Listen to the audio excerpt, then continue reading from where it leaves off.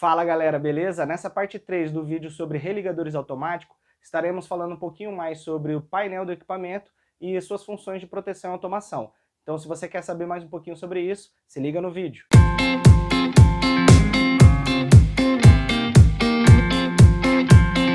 Bom, vamos falar um pouquinho aqui sobre o painel, né? No painel do religador, eu não vou abordar um fabricante específico, vou falar um geral. O que a gente tem no painel, né? A gente tem no painel a fonte, ou seja, eu preciso aqui de um TP ou de um transformador auxiliar, né? Que vai transformar essa minha tensão, vamos supor, 13,8 kV aqui, vamos supor que essa rede seja 13,8, né? 13,8 raiz de 3, que eu vou pegar só uma fase aqui, e ligo meu 127 volts, por exemplo, para alimentar meu carregador de bateria, minha fonte. Então você precisa ou de um TC, ou de um TP, ou de um transformador auxiliar para fazer a alimentação do painel. A partir daí, você tem dois caminhos a partir da fonte. Um, para fazer toda a alimentação do seu CPU, do seu relé, de todos os componentes eletrônicos, e também você alimenta a bateria. Então, sua fonte serve para você alimentar seu circuito principal e a bateria. Quando você perder isso, então eu perdi tensão aqui, né? Abri a subestação, por exemplo. Eu não vou ter tensão aqui, a bateria entra e você ainda continua com o religador funcionando. Bom, a partir daí você tem então a fonte, né? Que é o carregador de bateria. Você tem o relé, propriamente dito, ou seja, o que seu relé vai fazer? Ele vai fazer todas as funções de proteção que você configurar. Então ele tem sensores de tensão e TCs, né, que são os sensores de corrente, para quem não sabe.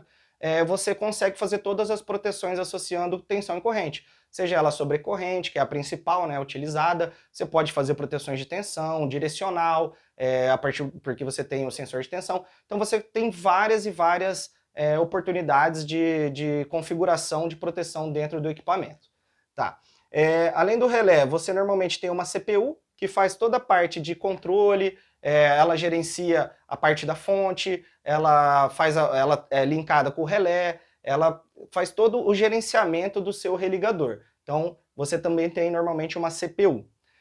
Além da fonte, relé e CPU, em alguns modelos, você pode ter um banquinho de bateria... Desculpa.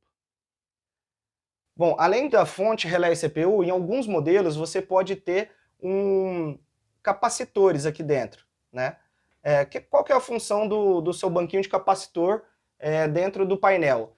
Quando você faz o comando de fechamento ou o comando de abertura do seu religador, só a tensão auxiliar aqui da fonte, que vai ser 12 volts, ela não é suficiente para fazer a solenoide atuar. Então você tem uma carga auxiliar aqui, por capacitor, que dá essa, quando eu falei lá atrás, energia, né, que dá essa energia para fazer a abertura e fechamento do equipamento. A maioria dos modelos tem o capacitor dentro do painel. Alguns modelos têm o capacitor aqui dentro, lá no tanque.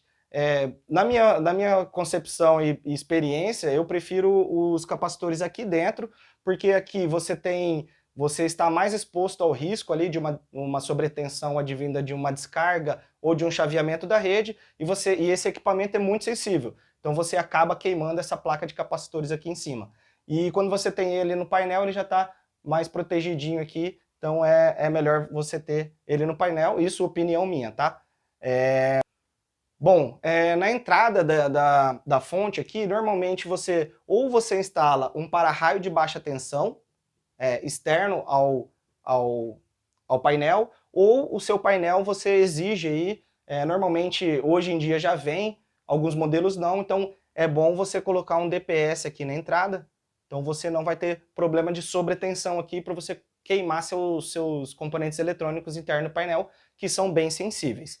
Além disso tudo, essas são as principais funções aqui, né, principais componentes do painel de um religador. Você também pode fazer que o seu equipamento ele comunique remoto. Então eu tenho lá um centro de operação que eu quero comandar, fazer abertura, fazer fechamento, ler os status do equipamento.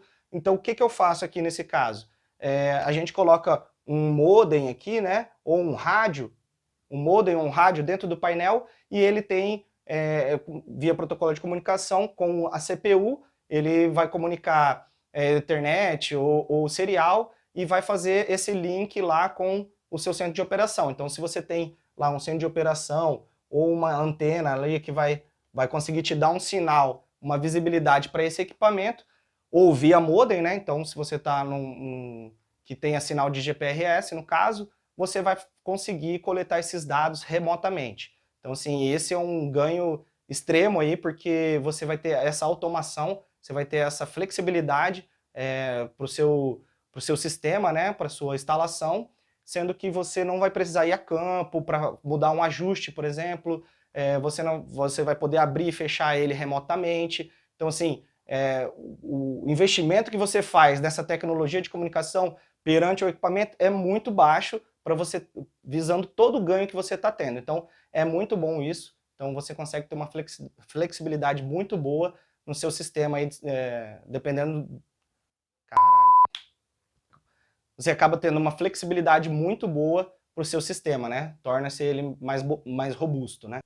Bom, falando um pouquinho da parte de automação do equipamento, você também pode comprar ele com cartões de expansão de I/O, então você pode adicionar ali entradas e saídas para ele fazer, você fazer sua automação, o que você quiser no equipamento. Então, como um disjuntor, você pode, uma entrada fazer com que ele abra, com que ele dê algum alarme, ou uma saída, a gente ativar algum outro circuito. Então, ele tem essa possibilidade também de você colocar uma carta de I/O aqui. Além disso, ele te dá todos os feedbacks de monitoramento do equipamento, então se a bateria está baixa, se a bateria está ok, se você tem atenção auxiliar aqui, se você está sem atenção, toda a parte de erro de comunicação. Então, assim, todo monitoramento, você não precisa ir fazer uma preventiva em campo, ele já te dá remoto, você consegue absorver tudo isso, né, e colocar no seu supervisório, então você ter essas informações ali em tempo real. Existe também o self-healing, que normalmente, o que é o self-healing, né? É uma recomposição automática. Então, se você perde carga no seu circuito, e se você tem manobra, por exemplo, você está alimentando esse circuito, né, aqui, e eu tenho outra subestação aqui com um religador que ele fica normalmente aberto, então ele está aberto aqui, conectado aqui. Se você perde, por um defeito aqui, esse sistema, você consegue abrir esse religador, né? Você consegue abrir esse religador e fechar esse religador aqui. E continuar alimentando as cargas para cá até esse religador. Bom, isso o seu técnico lá pode fazer, né? Quando acontece o defeito, ele manobrar tudo isso. Ou pode ser feito automático. Então você faz uma automação, seja ela no seu CLP, como que você vai fazer essa automação, que quando você identificar que esse religador ou disjuntor saiu, você consegue fechar esse automático e abrir esse automático. Então, assim, não precisa mais da pessoa ali, do seu técnico, do seu operador, fazer as manobras, ele já faz automaticamente. Você pode fazer isso via CLP, depende de como você faz a sua programação, ou fazer via protocolo mesmo, se os dois forem do mesmo fabricante, você já consegue fazer essa comunicação entre eles, e eles terem a automação entre eles. Então, assim, para fabricantes diferentes, eu recomendo fazer via CLP, e para fabricantes iguais você pode fazer entre eles mesmo. Isso é uma função legal aí da parte de automação de religadores, principalmente sistemas mais complexos, né, não tão radiais. Além disso, o religador, a parte de CPU e relé dele, registram todos os eventos, te dão oscilografia, disponibiliza softwares, então você tem uma análise bem completa pós-defeito, por exemplo, para fazer com os softwares e com os dados que ele te fornece. Acho que o que eu tinha para passar um pouquinho aqui sobre o religador automático, né? Algumas características dele, as funções, né? A proteção, a parte de automação, como que ele funciona, a parte externa dele, normalmente a instalação. Era mais ou menos isso que eu tinha para passar. A gente tem um vídeo também de uma filmagem bem próxima de um equipamento, então que a gente está comentando sobre tudo isso que a gente falou. Vou deixar o link aqui para vocês. Se vocês tiverem mais dúvida, sugestões sobre outros equipamentos que vocês querem saber um pouquinho mais, deixa seu comentário aí, deixa seu like, se inscreve no canal, Ativa o sininho aí para qualquer novo vídeo aí já te avisar para você vir assistir com a gente. E tamo junto aí. Caralho, tá vendo bem. E é isso, galera. Então, até a próxima. Já já novidades. Valeu!